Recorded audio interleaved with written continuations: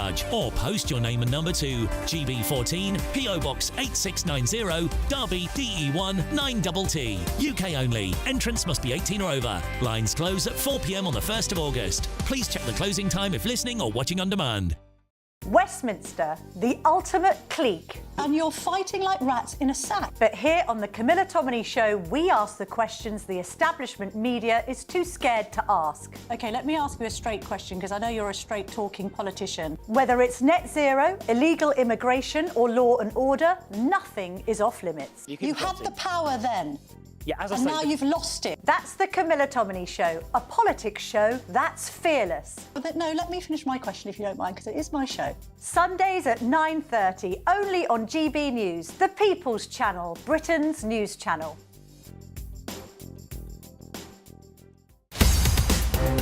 In the GB newsroom, we bring you the news as it happens. With our team of dedicated journalists across the UK. We're ready to keep you up to date with what's happening every half an hour, every single day.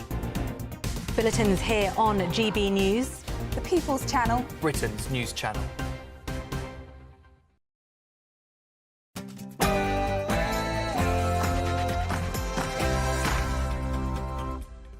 Hello there, it's 6 o'clock. I'm Michelle Dewberry and this is Dewbs & Co. Coming up tonight, we've got ourselves a new political party. We don't know the name of it yet, but never mind that detail. Jeremy Corbyn and Zara Sultana. And I'm wondering, what do you think will be the effect of this on our political landscape? And the situation remains tense in Epping surrounding the residents' desire to get that illegal migrant hotel shut down. We'll have the latest live on the scene when it comes to that. And I'm hoping that none of us get sick tomorrow, ladies and gents, because the latest rounds of doctor strikes kicks off, and now the head of NHS England has said that the doctors must face financial consequences for doing so. Do you agree with that? And the latest crime stats are out. I've got to tell you, it does not look good.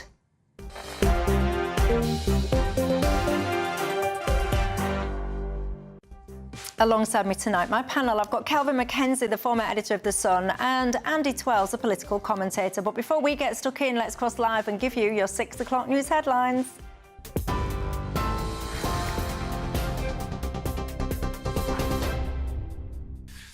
Very good evening to you, Aaron Armstrong here in the GB newsroom. Ghislaine Maxwell is understood to be meeting officials from the US Department of Justice amid growing pressure on the Trump administration to release the Epstein files. Maxwell, a long-time associate of the sex offender Jeffrey Epstein, is currently serving a 20-year sentence for sex trafficking and other crimes after being convicted in 2021. Now, the US president is facing further scrutiny after the Wall Street Journal reported his name appears multiple times in Justice Department files about Epstein and also in subpoenaed testimony from Maxwell. Trump had promised to release more details about the investigation while campaigning for re-election before later deciding not to. Essex police are bracing for further disruption outside a hotel housing asylum seekers following days of volatile protests. 16 people have now been arrested after a series of demonstrations outside the Bell Hotel in Epping, which erupted after a man was charged with sexual assault earlier this month. He denies those allegations. Officers described scattered incidents of violence targeting police and property.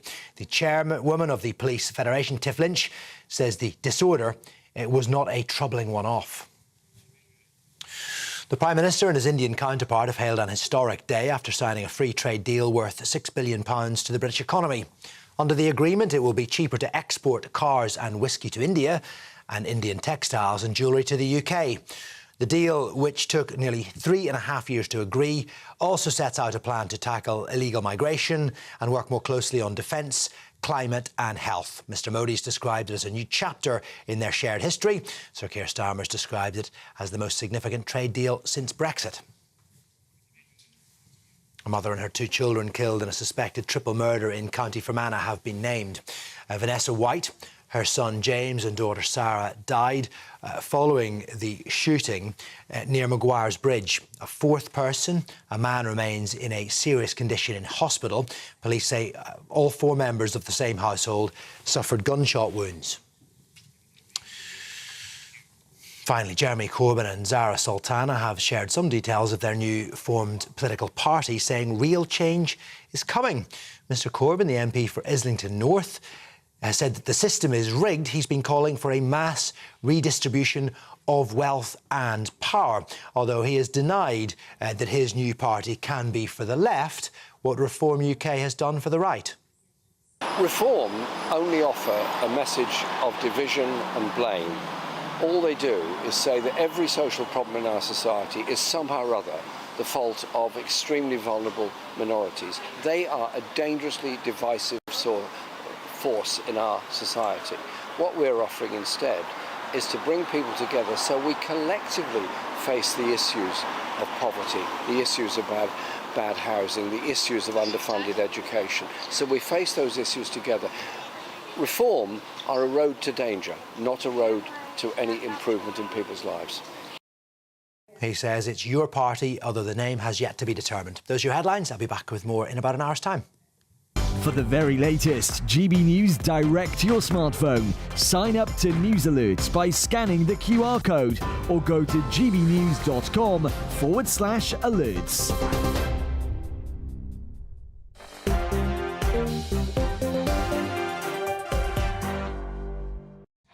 Thank you very much for that. I'm Michelle Dewberry. This is Dewbs & Co, keeping you company until 7 o'clock tonight. Alongside me, my panel, Kelvin Mackenzie, the former editor of The Sun, and Andy Twelves, a political commentator. Good evening, gents. You're both very welcome tonight. As are each and every single one of you at home, what's on your mind? You can join the conversation all the usual ways. You can email me, gbviews@gbnews.com. Go to the website, gbnews.com/yoursay. Of course, you can tweet or you can X me. Lots that we need to get into. I'll take you over live to Epping as well as the programme progresses.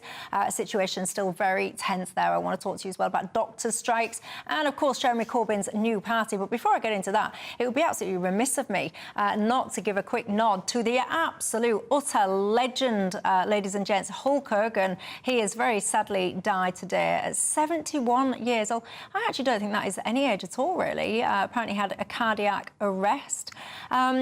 I've got to say, Kelvin, it's very rare, really, when someone well-known passes away. I don't often have a little chat about it. But there was something about WWF wrestling. Like, for me, my childhood, one of my brothers, he was massively into it. It was such a amazing, fun thing to do. And when I heard the news about Hulk Hogan, it stopped me in my tracks and it made me go, easy, easy, easy. You're looking at me daft. He's looking at me daft, ladies and gents. Do you not remember that? He used to fight with... what I do know is they turned wrestling into a kind of circus. Oh, it was excellent. And even although people, or I used to think it was a complete fraud from start to finish, and I do hope it is, right? There were lots of people out there who actually believed all these slams and believed in it. And he made himself an absolute fortune. And WWF became a business which has been bought and sold over the years for literally billions of dollars. And I see now that Netflix are now buying into it as well. So they're going to show those big things. So, but he was a fantastic looking bloke, wasn't he? He looked an unusual kind of man. And that's what we want today. People want madness.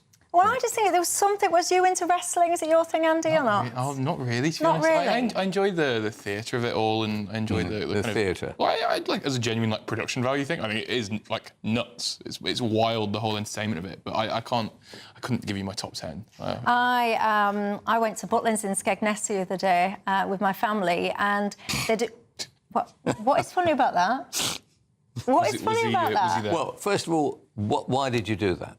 Well, why would you not go to Butlins? No, I'm not suggesting you shouldn't do it, but I'm sure that there are lots of places in the world you could have gone, like Crete or gone to Mallorca or something. Why did you go to Skegness? I didn't even know there was still a Butlins in Skegness. Yes, there is. What planet are you two on? Well, I can tell you what, we're on a planet which is trying to avoid Butlins. Well, anyway, so I was at Butlins in Skegness, which I didn't actually think was a weird thing to come out with, but there you go. And I was really happy and delighted that in their main hall type thing, obviously regular Butlins goers will know that they have all different shows, and they had a wrestling one. And my little boy was watching this for the first time. He's never seen anything like that. And his eyes, they were like saucers. His mouth was like, he's never seen it. He thought it was so amazed. And all the drama and the Royal Rumble, it was lovely. I absolutely loved it. Anyway, and what did your partner make of Skegness, by the way? Simon would never be seen dead in Skegness. Ladies and gentlemen, Simon Jordan is a star of TalkSport. And I imagine he has never been either A, to Skegness or B, to Butlins in his life. Anything else? Anything else we want to get into? Or shall we get into you get a red blazer? No, but I used to want to be a redcoat, actually. Yeah. I would have loved to be. I would have been a great redcoat. Redcoat Butlins, not the colonial army. Yes, yeah, redcoats. See, if you don't go to Butlins, you will have no idea what any of this conversation is about. So shall I just move on and get stuck into news? Other holiday parks, of course, are available. Anyway, look, the former Labour leader Jeremy Corbyn and the independent MP Zara Sultana, we've kind of known about this. In fact, actually, it was a little bit hit and miss whether or not they were both pairing up. But anyway, they are pairing up. There is going to be a new political party. We thought it was going to be called Your Party after they wrote an open letter asking people to go to the website and sign up. But then Zara Sultana very quickly had to respond and say, no, that is not the name of the party. There were a few chuckles about that. The part that was it's going to be close to Your Party. It's going to be called Your Skint Party. Well, Jeremy Corbyn actually said that he wants to come up with the name. They don't have a name yet. They're going to put it open to people. They're going to have a conference or something. They're going to put it out there, get suggestions from people. So if anyone's got any good suggestions, he said he was all ears. So you can join the conversation in all the usual ways if you've got any clean suggestions as to what you think they could call it. Anyway, on a serious note, what do you think to this? What do you think it'll do to the political landscape? I think it's a great thing, to be honest with you. I admire Corbyn. After all, he's been thrown out. After all, he was the leader of the Labour Party. He actually had some pretty good election results. I think 2016. I think he had a good one. It was surprising how well he did. And in the end, the UK always turns against the left. It will kill the Labour Party stone dead. Right, fantastic thing. And it will also cause Starmer a considerable amount of problems because within his own parliamentary Labour Party, he's not popular anyway. He's turned out to be a total dud within his own party, having marched everybody up the top of the hill, then having to march them down again on almost every single policy.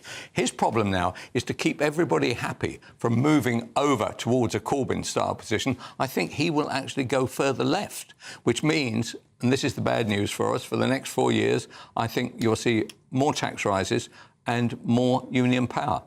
What do you think? I think, it is a valid point to say that this will hurt Starmer a bit. Obviously, Jeremy Corbyn, former leader of the party, popular amongst the grassroots of the party, popular with the unions, or certain sects of the unions.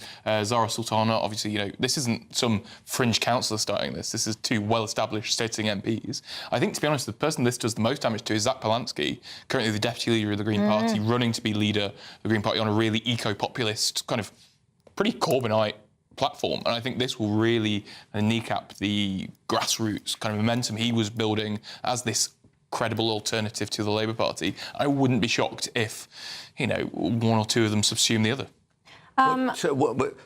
But tell me this. Looking at the Labour Party, which is the real big loser, I mean, if we're talking about the heavy hitters, in the same way as the Conservatives have been absolutely stuffed rigid by reform, this is going to have a serious point, even if it's only 6 or 7%, because the last poll ahead of this party actually being announced said that if this party were announced, then the Labour would lose 6 to 7%, which would take them right now down to 16 and 17%, which is exactly where the Conservatives are in relation to reform. I think this is a great day for...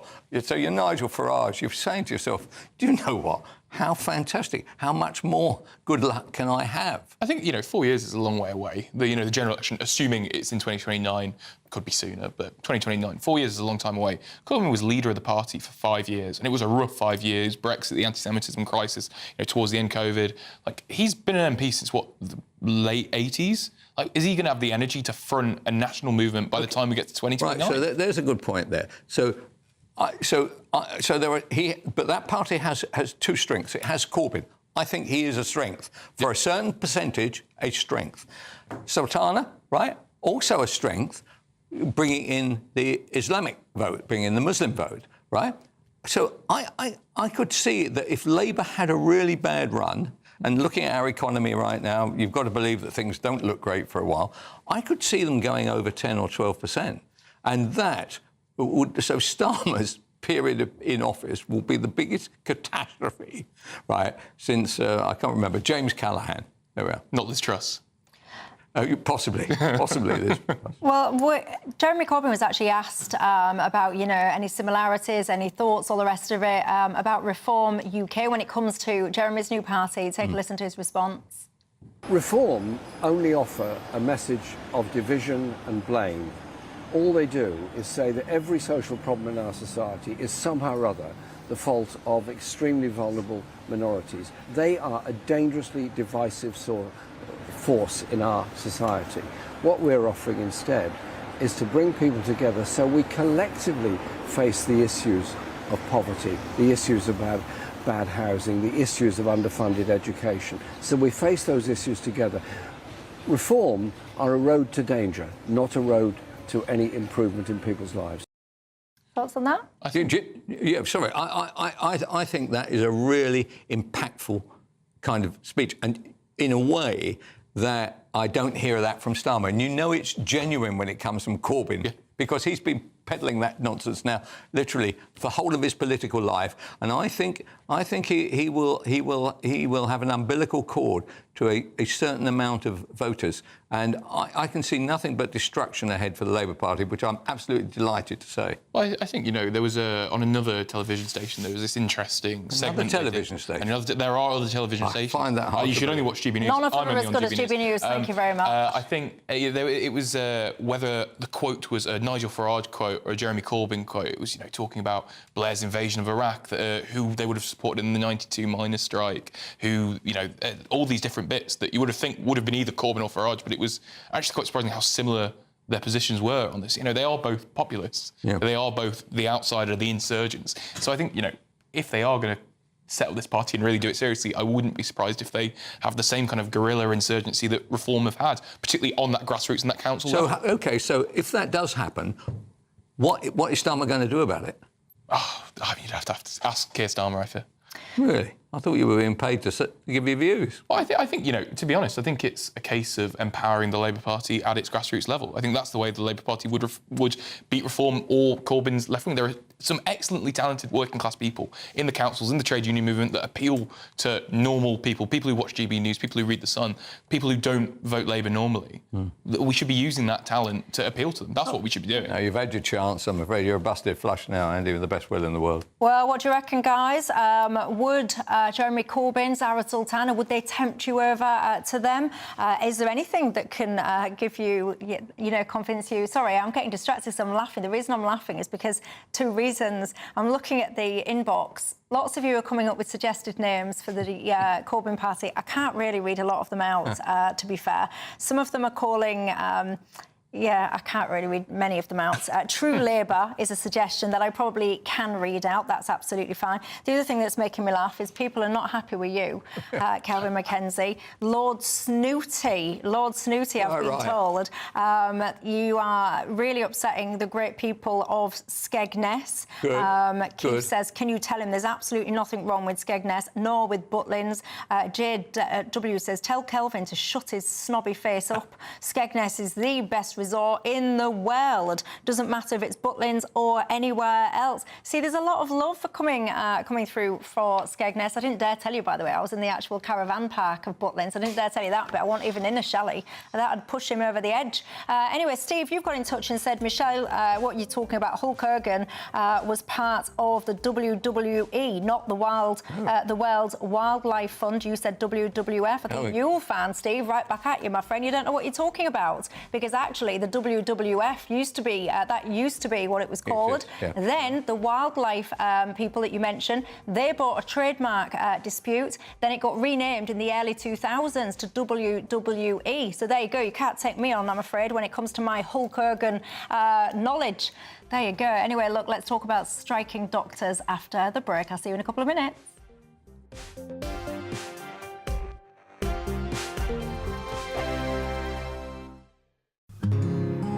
This is our country, and we think it's amazing. From high tea to the high street, we love it all. Even the rain, we like that too. There's nowhere else we'd rather be. That's why we're here to be the fearless champion of Britain, its voices and its values. Because we are GB News, the People's Channel, Britain's news channel. Britain's newsroom, weekday mornings from 9:30.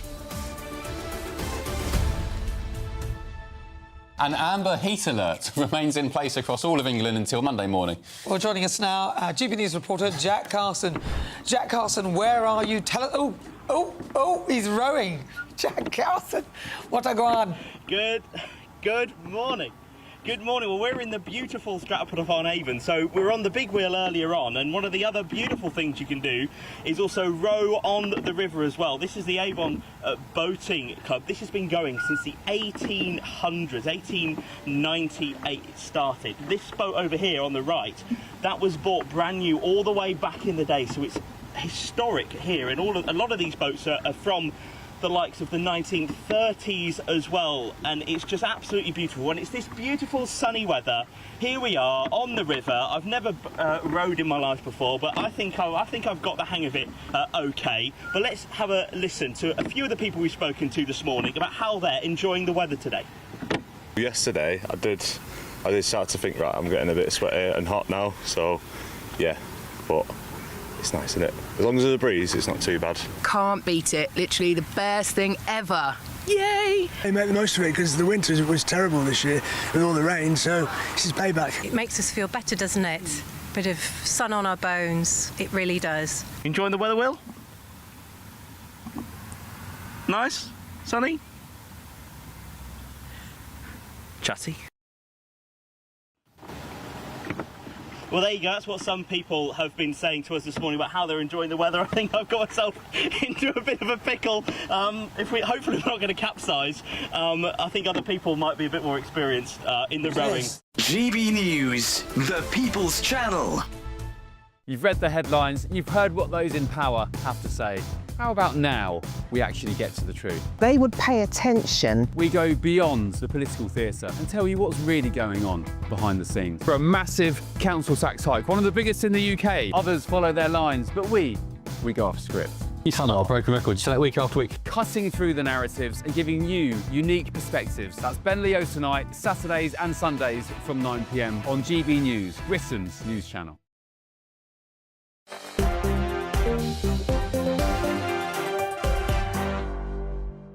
Hello, everybody. Welcome back to Dewbs & Co. With me, Michelle Dewberry, Kelvin Mackenzie, also known as Lord Snooty, according to my viewers, and Andy Twelves, also known as a little bit snooty from my views. Never mind anything else, never mind political landscapes. The thing that you guys are getting in touch about is literally the Butlins and the Skegnessings. You are not happy at home. Debbie says people like Kelvin Mackenzie and the other guy are what's wrong with the country. She says, good for you being able to afford to go to Crete. Butlins is a British institution. She says it might have declined a bit, but she says your snobbery and your comments are awful. I don't think it. And she said it's all that people can afford. I don't think it declined. It was always. Yeah. No, it wasn't. Some of my best childhood memories would take place at Butlins. I went as a kid, and it was rough then as well. Yeah. It's never been the holiday destination. No, there are good. You can have a good. I'm not rowing back on this at all. You can have good times there. It costs you about threepence a night. And as long as the kids enjoy it, that's the only thing that matters. Well, but the idea that I would want to go to Butlins for my holiday is for the birds. The idea that Butlins would want you there for your holiday is for the birds, I think. Anyway, AP says there's no Butlins for Kelvin, just butlers, he assumes. Yeah. I don't know. That was quite good, actually. Good idea. Look, let's talk about junior doctors. I bet they can afford a Butlins break. Anyway, look, we know for a fact now that they are going to go on strike 7 a.m. tomorrow for 5 days. The new boss of NHS England basically says that doctors, you can do what you want, but you should be financially hit by choosing to go out on strike. Let's get to the point here. Andy, your thoughts? What's Jim Mackey on? What's his salary? That'd be what I'd be interested in. Chief Exec of NHS What's that England. got to do with the price Chief of cheese? Exec of NHS England. NHS England, one of the worst. He's got an important job. One of the worst organisations, one of the worstly run organisations in the country. He's lecturing anybody about their conduct. I just wouldn't take it. I think a lot of these doctors work extremely hard. They work extremely difficult jobs. They're extremely well trained. I would rather talk to one of them about this and hear from them than Jim Mackey, the Chief Executive of NHS England. We hear from them, don't we? We hear from them, and we know their disastrously position. run organisation. The BMA are militantly saying that they will not budge on their 2008 pay restoration demands. No ifs, buts, no maybes. This a red line. Should it be? I think a lot of them are working for less than £15 an hour, which I don't think is right. No, not a lot. No, it's not. I don't think that's, Andy, I don't not think that's a lot fair of enough. them. Not a lot of. I don't think, if you've done, 7, 9 years of university, that you're going on to work in an essential job as well for £15 an hour. I don't think that's fair. I don't think it's very accurate, actually. I think there's a lot of statistical manipulation going on because people don't just earn these base rates of pay whatsoever. You get all kinds of enhancements applied on the top, and you get a very, very healthy pension. Well, I think Wes Streeting's idea would make my viewers' eyes water. I think Wes Streeting had a good idea about taking the pension contributions and giving it in salary. I think that was a good idea. I mean, well, you're right. You won't find any of them at the Butlins at Skegness. You can be sure about that. Well, so the point that the guy was making, and he makes a good point, and he was brought in, as Andy knows, because NHS England was in a shambles, and he had done a good job, I think, up in the northeast. That's just beyond Skegness, by the way, for those of you. What was happening was, the way that it was all being organised is that when they came back from their strikes last year, there was a tremendous, operations hadn't happened, and they were paid a lot of money in overtime in order to clear that jam. I remember all that in the printers' strikes. What used to happen was they'd go on strike for 3 days, and then the deal would be done at 7 o'clock at night, and they'd insist on being paid double or treble money in order to actually produce the papers that night. It's a complete racket. I am delighted about doing it. I'd like to see them pay. I want to see them defeated. And the next thing that I can see happening, which would be interesting to have Andy's view on this, is when the train drivers come round with their annual, you're going to pay us or we're going to stop you all going to work. Right? What will happen then? Because if they don't stand up now and defeat the doctors, I want to see them absolutely defeated. I want to see some decent deals done for them. I agree with you about it might be a good thing in order that their university bills are paid or some version of that. But I want to see them beaten so that other unions do not follow them. Well, I mean, obviously, I'd completely disagree with that. And I think, ASLEF will be in a different position now because the rail company is going into public ownership. So they'll be on a grade system. So I think that would actually fit a lot of their previous demands. So I think there'll be a lot less train disputes now that they'll be on that public sector grading system. Well, you don't travel with Hull Trains then, because Hull Trains, they're constantly, on the day of travel, they are constantly announcing service cancellations because one of the drivers got fired for a fatigue-related incident, and then all of the union have kind of come out and backed him, and now they're just cancelling services left, right and centre. As a passenger, it concerns me deeply that there would even be such a thing as a fatigue-related incident. I don't know that specific case. All right, well, I do. Worry not, everybody. Why did you get caught up in that on the way to Skegness? Well, actually, when I go camping or caravanning, I tend to drive, actually, because trains can be quite unreliable. You don't want to get stuck there, do you, on a platform with a small child? Goodness knows how many bags. It's not the dream. So I do tend to drive on those. Don't tell Sadiq, can he be crying when he considers my emissions? But anyway, look, let's cross live to Epping, the asylum seeker hotel, illegal migrant hotel. Tensions there very high. We'll cross live after the break.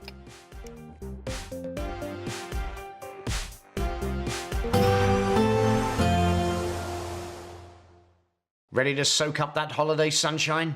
Won't we need some cover? No worries. All sorted. All Clear Travel Insurance sponsors GB News Travel Destinations Forecast. If you're off on your holidays this week, let's take a look at the weather across Europe. So, particularly hot for Italy and Greece, but further west, particularly windy for the Canary Islands and down the western coast of Portugal and in particularly the southwestern part of the Mediterranean. Thunderstorms for southeastern Spain, across France and northern Italy, but it's southern Italy and Greece that will be looking particularly hot, warmer than usual, and that heat is likely to last into the weekend. All Clear Travel Insurance sponsors GB News Travel Destinations Forecast. Hello again, very good evening to you. I'm here with your GB News weather update from the Met Office. Now, as we go through the rest of today and into tomorrow, we have two zones of wet weather to watch out for. There's still some rain across parts of the southeast, but the front here is clearing away. Meanwhile, another front's coming in from the west, and that means we're going to see quite a bit of cloud feeding in across northern and western Scotland, also across Northern Ireland, and also a bit of wet weather coming in as we go through the early hours of tomorrow, albeit the rain's not looking particularly heavy. Elsewhere across much of the country, it's looking dry. There will be some clear skies around, but temperatures aren't going to drop a huge amount. It's pretty humid out there at the moment, and so with that, we could see some mist and fog patches developing in a few places. As we go through tomorrow morning then, apart from across some eastern, southeastern parts of Scotland, where there could be some sunshine, elsewhere it's going to be a fairly grey start and could be quite damp, a bit wet in some places, particularly towards the north and west. A similar story across Northern Ireland, quite cloudy with some outbreaks of rain. Much brighter though across much of England and Wales. Like I said, there could be some mist and fog first thing, but this should burn away pretty quickly. As we go through the day, however, that front is gradually going to feed a little bit further south and eastwards, so across parts of northwest England, around some coastal parts of Wales, and maybe even into Cornwall, things are going to turn cloudier and there could be some rain. Further northwest towards the northern western parts of Scotland and Northern Ireland, some brighter spells, a few showers, but the best of the sunshine will be towards the south, where we're going to see temperatures peaking in the mid to high 20s Celsius. Looking ahead to the weekend, and it's going to be a bit showery at times. There'll be a swathe of showers feeding their way eastwards. These could turn quite heavy across parts of the southeast perhaps, and some more frequent showery bursts are likely towards the northwest, where it's going to be relatively breezy. And meanwhile, on Sunday, there will be some drier weather on offer, particularly towards more central parts.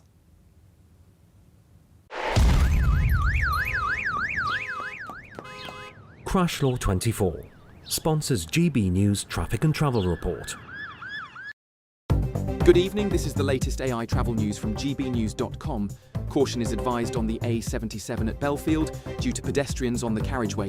The M4 is closed between junction 37 Pyle and junction 39 Groves with diversions in place. An incident on the A1 northbound in Nottinghamshire has caused lane closures and 40-minute delays. Essex road users face 40-minute delays on the M25 clockwise between junctions 23 and 26. Meanwhile, in Kent, 20-minute congestion is reported on the M25 anti-clockwise between junctions 3 and 2. And on the trains, Birmingham New Street to Wolverhampton passengers face disruption on Avanti West Coast and cross-country services. For more travel news, go to gbnews.com. Crash Law 24 sponsors GB News Traffic and Travel Report.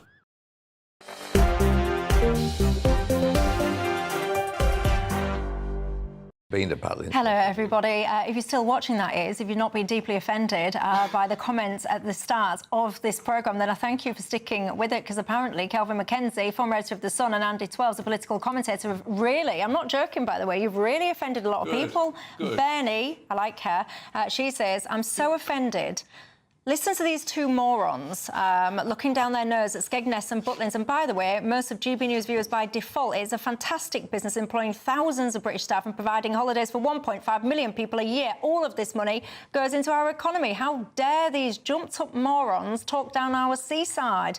Of course, other holiday venues are. Of course, she says, I'm absolutely seething. She says a few other words I can't read out on television, but you've really upset people. And Richard says, Michelle, I think it's you that is the snobby one here. You wanted a reaction when you said you went to Butlins Skegness in a kind of inverted snob way, like you are making up you're some kind of working-class hero. Am I wrong? Yes, Richard, I literally just mentioned where I went the other day. That was it. It was no more complicated than that. Anyway, look, we seem to have deeply offended lots of you, not me, these two. Apologies for that. Other venues, of course, are available, but look, let's cross live now to Epping. We all know what's been going on there. Our reporter, Charlie Peters, is at the scene. Charlie, hello to you. Good evening, Michelle. It's raining here in Epping in Essex, but that's not deterred these protesters from coming out. By my count, a few hundred have arrived at the Bell Hotel today to gather as part of this protest, and they're here because they don't think that migrant hotel should be in the area. Now, there has been a lot of concern raised by some reporting that has been saying that the far right are involved in this protest or even organising it. But I have to say, I've been here for 4 hours. I've not met any fascists or neo-Nazis or even any sort of racists whatsoever. These are local people concerned about the arrival of unvetted men, some 140 according to local reports, into their area. And they say that's adding risk to their families. This is being led by local women. We spoke to one earlier called Lindsay Thompson. She just passed us a moment ago. She's rejected any claims that this is a racist movement. They are now marching towards the council buildings. We can see, if you turn around, we can see them marching now further down the high street into Epping town centre towards the council. But earlier today, Michelle, all of the protesters were being held in a penned-off, fenced-off area. Now, that's a big of a change from the previous protests where they were just out on the street in front of the hotel. There has been a clear change in policing tactics, moving those protesters behind some fences. Counter-protesters, none have turned up today, perhaps deterred by this lovely English weather. Those protesters would also be in a separate penned area, because there had been some criticism, least of all from our Home and Security editor Mark White, pointing out that the police had escorted these protesters directly to the scene, generating that hostility, which then led to sparks of violence. Many locals blaming Essex police for those decisions made. Yesterday, the Chief Constable, Ben Julian Harrington, would not say if he regretted those decisions. He said it wasn't for him to examine the operational decisions, a bizarre statement from the Chief Constable of a police force. But at the same time, here on the ground, locals have said that they did not appreciate the style of policing, with counter-protesters, many of them, Michelle, wearing masks, being brought to that location, generating that hostility. We have also heard, for some rank and file here, some PCs from Essex Police suggesting that they probably agreed with those local concerns as well. But it's not just Essex Police here, Michelle. A very clear display of force from the police, mutual aid. I've counted at least 5 other police forces that have gathered here, including the Met's Territorial Support Group, the TSG, a very serious outfit indeed, coming down. One police officer telling me they're here for evidence gathering. But the protest has continued undeterred by the rain, hundreds gathering to voice their stance that this migrant hotel should not be in Epping. Well, yeah, you say they're not deterred by the rain. Doesn't surprise me, Charlie, that they're not deterred by the rain. When you're a mother and you are concerned about the safety of your child, that is a thing that runs through your entire core, your entire being. It doesn't just disappear because a few raindrops come out, so I completely understand that. Help my viewers understand the geography. I'm right in thinking, I think, that there is a school not far away from that hotel. Am I right there? You're right, Michelle. And one of the mothers we spoke to earlier, and you're absolutely right to point out the strength of feeling that they have. A mother we spoke to earlier referred to letters being sent round to school children and parents, letters we've not seen, but they say expressing concern, urging parents to be particularly vigilant after a recent alleged sex attack on a 14-year-old girl. That's been charged by the police, and he has denied those charges. A man, an asylum seeker, brought to Epping. So understandably, very severe reactions from those parents to that information, and also from the schools taking a safeguarding stance on the issue. But also the Bell Hotel, it's just a 15-minute walk away from the tube station here that could bring you into central London. We have seen some asylum seekers going back into the hotel under police observation. Some people being driven back by what seemed to be a local taxi or an Uber, potentially, bringing some people back towards the hotel. So they're still, of course, allowed to roam free in the local area at the same time that the locals have this very severe and totally understandable concern for their own safety. But in terms of the geography right now, Michelle, they are moving away from the Bell Hotel for a demonstration outside the council, and that, I think, should bring proceedings to an end. The police want that show of force today, I think, with that mutual aid, with so many other police forces gathering here today in order to prepare for Sunday and perhaps to put a line under recent operational mistakes that allowed such level of protest and skirmishes and violence between groups. The police having to step in and essentially rescue those so-called anti-fascists, as they style themselves, protesters away from the location, taking them away in police vans. Last Thursday, there were just 6 of those police carriers here. Now, there were 6 before a single protester even turned up. Lots of people here present, lots of locals expressing their views, but in my view, more police officers than protesters. They want to send a clear message there'll be no more unrest in Epping. Well, I found this very interesting, Charlie. So what I think I might do is come back to the conversation in the studio and allow you perhaps maybe even to move along closer to where that protest is actually going to unfold. And I might actually cross back to you again before the end of the programme just to get a bit more of an update. But for now, thank you very much. Kelvin McKenzie, your thoughts? Well, something slightly has gone wrong with the policing there in the fact that there has been any violence at all. I'm massively in favour of the protests, but if anybody attacks any police officers or attacks other people, then I would like them to be dealt with in a very, very tough way. Look, there's problems now in a place called Diss in Norfolk, I think. We've got, I don't know what's happening in Canary Wharf, but it looks as though that they're now literally putting up metal fences in order to keep protesters away from what looks like it's going to be another hotel for migrants. You know, people are upset. You know, I mean, literally this year. And what I can't understand is why we don't have a political leadership in our country under Labour currently, and nor, by the way, under the Conservatives either, right? Which understands how people feel about 50,000 people coming in every year illegally across the water.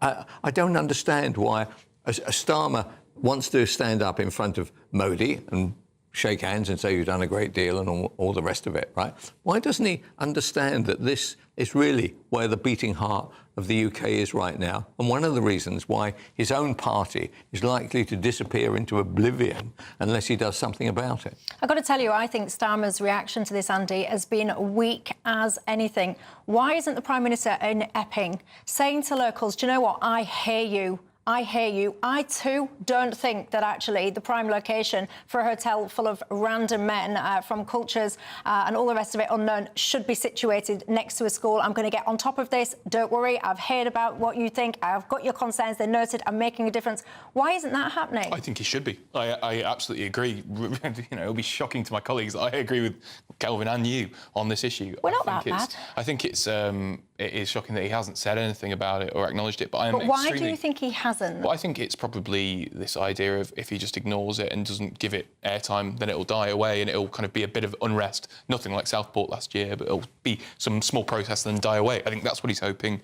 He's clearly, you know, the Home Secretary, I assume, will have ordered this police action to ensure that they are outnumbering the protesters and keeping those two sides away from each other to prevent any more sparks flying. And I think there is probably some stuff going on behind the scenes because police don't just gather like that without prompt. And I think that is a good thing to do. I think the police should be, you know, have a strong presence there to stop what happened last summer happening again. Yeah, but I feel a little bit like if I was in Epping and you know, I was just a normal mum or whatever, and I was concerned about my child's safety, to be met with essentially riot police with their helmets, with all of their gear and all the rest of it, I would find that very intimidating. I would find it very unnecessary. And I would probably find it quite infuriating and inflammatory. I think I don't agree with them protesting outside the hotel. I think, you know, the asylum seekers and illegal immigrants in there, they're powerless in this situation. It's not them that have specifically said, I want to go and live in Epping next to your kid's school. You should be protesting the local council, the Home Office, the Cabinet Office. I think that would be a much more appropriate place to be protesting these decisions, not outside the people who probably don't speak English and don't understand what's going on. Come on, Andy, if they hadn't decided to pay somebody tens of thousands of pounds, they wouldn't be turning up anywhere in the UK. So I think it is their responsibility in the first instance, to be honest. What I worry about is that we've now got 3 different places in the UK where there's a bit of a problem. And I don't think we're going to have the Southport riots this year or anything like it. Well, I hope not. I hope we don't. But what I do think is that there is a burning resentment within the hearts of ordinary people. I'm not talking about... Everybody's a racist now, aren't they? Immediately you say, I don't want 50,000 people from parts of the world I don't know anything about. Everyone says, oh, racist, and all this ridiculous nonsense. There are significant worries. We want them sorted by a government. I don't care what government it is. I don't... Actually, Corbyn would have more than 50,000 come in. But the Corbyn and the Greens aside, right, why does no politician ever say to me, Kelv, we're going to sort this out tomorrow? Well, that is the million-dollar question, because they can, and I would argue, actually, a lot of them don't have the political will. A lot of them, I would argue, don't want to. Some of our politicians, I would argue as well, including our Prime Minister, they seem to prioritise the human rights of the collective over, I would argue, the safety of the residents that actually live permanently in those communities. We'll cross live back to Epping after the break. Welcome back to Britain's Newsroom with Andrew and Beth. Hello everyone, Patrick Christie is here. I'm Michelle Dewberry, Britain's News Channel. Access the stories that matter to you. Take the GB News family with you on any device. And as long as you have an internet connection, tune in to GB News anywhere on the planet or beyond. GB News, the People's Channel, Britain's news channel. Britain was once the envy of the world. But look around. A nation that no longer knows what it is or where it's going. A country that's broken. How do we fix Britain? How do we bring it back? Friday night with Matt Goodwin at 8 p.m. Only on GB News. Good Afternoon Britain isn't just about us. The wonderful thing about this programme is it's about everyone watching. It's an interactive programme. Well, there absolutely is something to see here, and we're going to be talking about it more. Whether it's breaking royal news, please bring us up to date, or indeed a particularly punchy speech in the House of Commons. Very, very curious. We bring it to you live, and then we bring you live reaction as well. That's Good Afternoon Britain, weekdays from midday. Only on GB News, the People's Channel, Britain's news channel. In the GB Newsroom, we bring you the news as it happens. With our team of dedicated journalists across the UK. We're ready to keep you up to date with what's happening every half an hour, every single day. Bulletins here on GB News. The People's Channel. Britain's news channel. Mornings don't have to be tiresome, especially if you have the right company. Wake up to news as it happens, opinion and debate, and of course, a little bit of entertainment too. Because when the kettle's on, we're on. That's Breakfast on GB News, a show worth waking up for. Every morning from 6 a.m. Only on the People's Channel, Britain's news channel. We'll spread the news, you spread the word. This is Britain's Newsroom, where your voice matters. It's just astonishing. With expert analysis and honest opinion, we don't just keep you informed. We bring you unique perspectives you won't see anywhere else. Can't argue with any of that. When the news happens, it happens here. On Britain's Newsroom, weekdays from 9:30 a.m. Only on GB News. It's Patrick Christie's Tonight, and here we do things differently. It's explaining the absolute madness of this, doesn't it? It's explosive. I mean, this is very good. It's lively. 850. Your government sat there, Sean, and it did nothing. It's controversial. And the Middle East has been in turmoil since before I was born. It's everything you need to kickstart your evening. Everyone's had their Weetabix tonight. I love to see it. That's Patrick Christie's Tonight, weeknights from 9 p.m. Only on GB News, the People's Channel, Britain's news channel.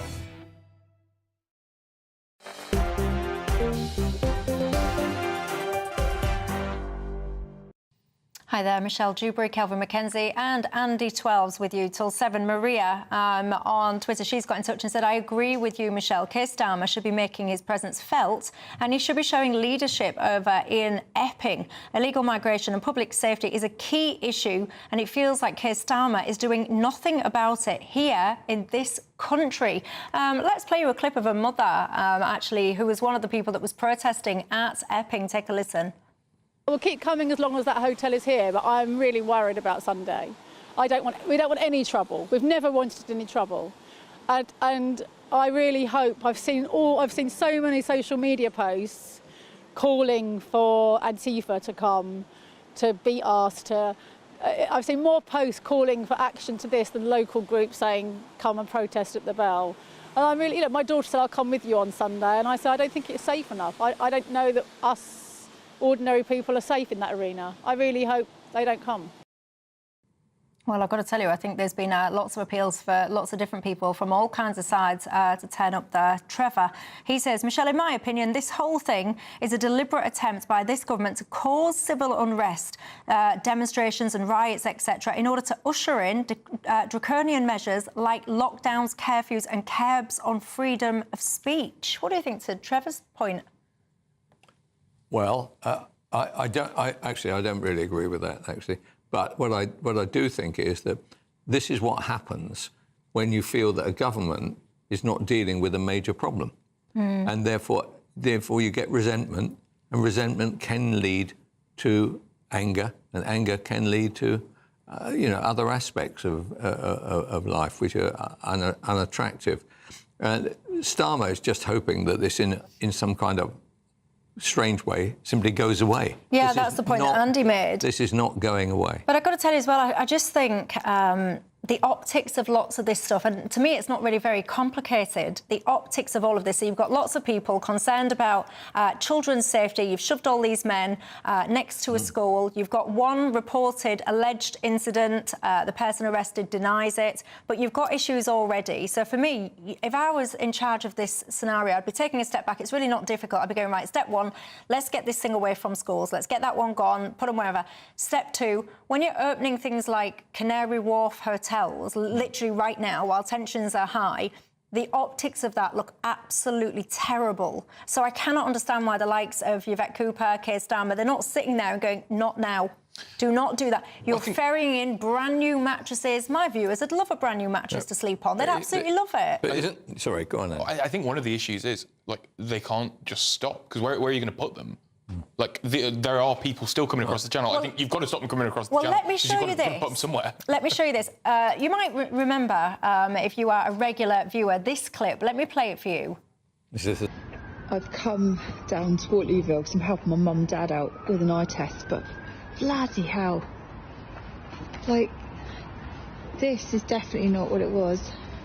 It's bloody nothing here. It's crazy. Well, that is a place called Waterlooville, and if you was watching on the radio, it was like a ghost town, basically. Loads of all the shops. It was that's like the High Street town centre area.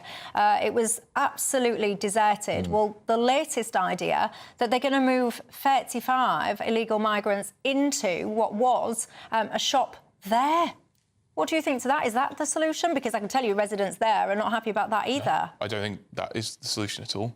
And to be honest, it's such a difficult, because you're stuck between a rock and a hard place. You can't keep them in the hotels because you're ruining communities. You can't put them in shops because then you're killing the high street. You can't put them in private accommodation because then, you don't even know what would be happening there because they're not controlled in one place. There is no one answer to this. It's a range of actions to stop them coming across the channel, getting that backlog so we can keep the legitimate asylum seekers here and get rid of the ones that aren't. It is a larger system capacity building issue. The Tories struggled with it, the Labour Party is struggling with it, and Reform can have all the chat on the outside. If they were in government now, they'd be struggling with it as well. But look at that. So that's Waterlooville. That's like the equivalent of their, town centre or whatever. When I look at that, and I find that actually pretty distressing. If I lived there and this, you'd all have your memories of your bustling town centres where all your different shops, many of you will have had Saturday jobs in places like that. That was the heart and the soul of that area. Now, not only has that whole thing basically been decimated, boarded up, look at it, it's empty, it's absolutely just deserted. To now take that and now say, actually, maybe this could be the place that you put people. What politicians have done, of different stripes, by the way, to our country is absolutely unforgivable. Let me show you something that the Tory party put out a tweet today, and that caught my eye as well. Have many of you seen the trend, the Jet 2 trend thing? Well, let me find you this, because basically, in the guise of the Jet 2 thing, the Tories put up, do you want an all-inclusive stay in the UK? Cross the channel illegally. Right now, you can get an all-inclusive hotel stay, taxpayer-funded e-bikes to get around, gambling money every week, and so much more. No need for a background check. All paid paid for by the British taxpayer. Sponsored by Keir Starmer and the Labour Party. That's what the Tories have put up today. The irony of all of that, by the way, is that that picture, when you actually dig into the background of the image that they've used, that picture was apparently taken in 2022 when, you guessed it, Boris Johnson was the Prime Minister. So if I was the Tories, I'd be keeping my mouth shut, quite frankly, because they have got no legs to stand on. Let's go back to Epping, shall we?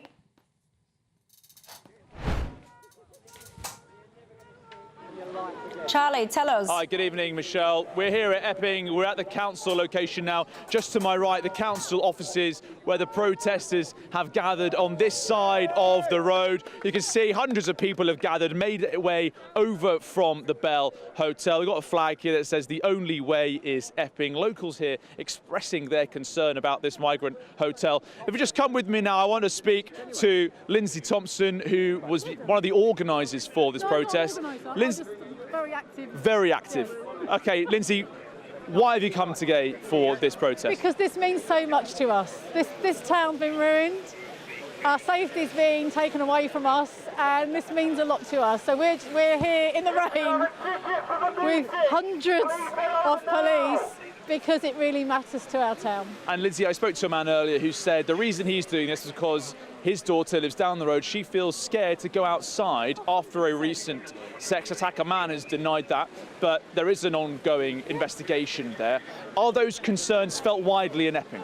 And it's not just that. That was the kind of the train crash that was coming, because we were getting letters from the school warning us of men approaching girls in the high street and just being moved over the police. Sorry.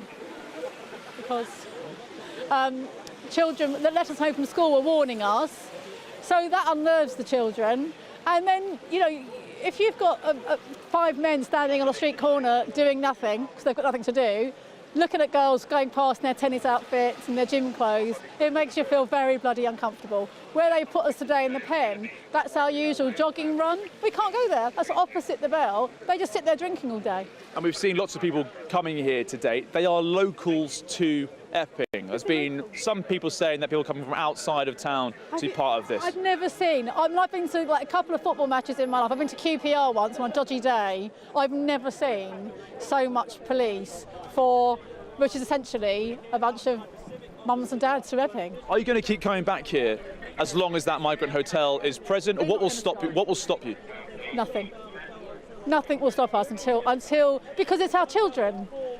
But when do you say, oh, yeah, okay, your kids don't matter? Your kids don't matter then? Of course they matter. Until they're safe, until the people that are unvetted are taken away. Once they're vetted, come back. Let's just turn the camera around quickly, Lindsay. You can see the number of police moving across here. We've seen police officers from Warwickshire. We've seen them from Derbyshire, as you say, Nottingham, and the Metropolitan Police here as well. What do you think about when you see such a strong police presence? Is that them putting a line under this after the recent operational errors that led to those skirmishes? I feel like they're oversteering on a bike. They did too much to support Antifa on the first night, they didn't protect us from them at all. I'm really hoping this is to protect us from what they anticipated was coming from the left. I'm really hoping that's what it's about. I can't actually imagine there's this many police to police a load of mums and dads walking to their local office. Lindsay Thompson, thank you so much for your time today. So there you have it, Michelle. People here, locals to Epping, are protesting about this migrant hotel. They're quite surprised by the number of police. Forces from all over the country as part of that mutual aid. A dispersion order is in place to take people away if they cause trouble, but so far there's been none of that this evening. Thank you ever so much, Charlie. And I know you're staying across that, so we will revisit that as the night goes on. Epping mothers, I stand with you. We absolutely need our children to be safe in and around their own homes. That's all I've got time for. Thank you, panel. Have a good night, everyone. See you tomorrow night.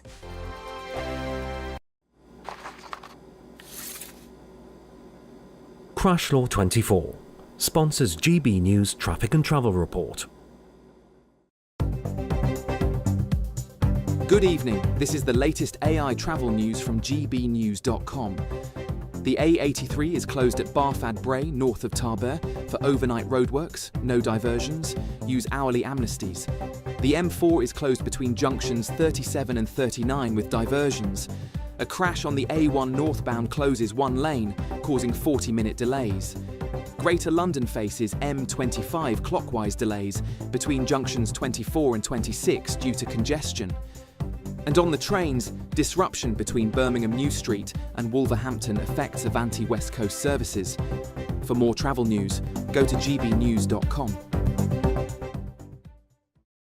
Crash Law 24 sponsors GB News Traffic and Travel Report. £54,321 cash could be yours. Cash that you could spend however you like. It's like having an extra £1,000 each week for a whole year to play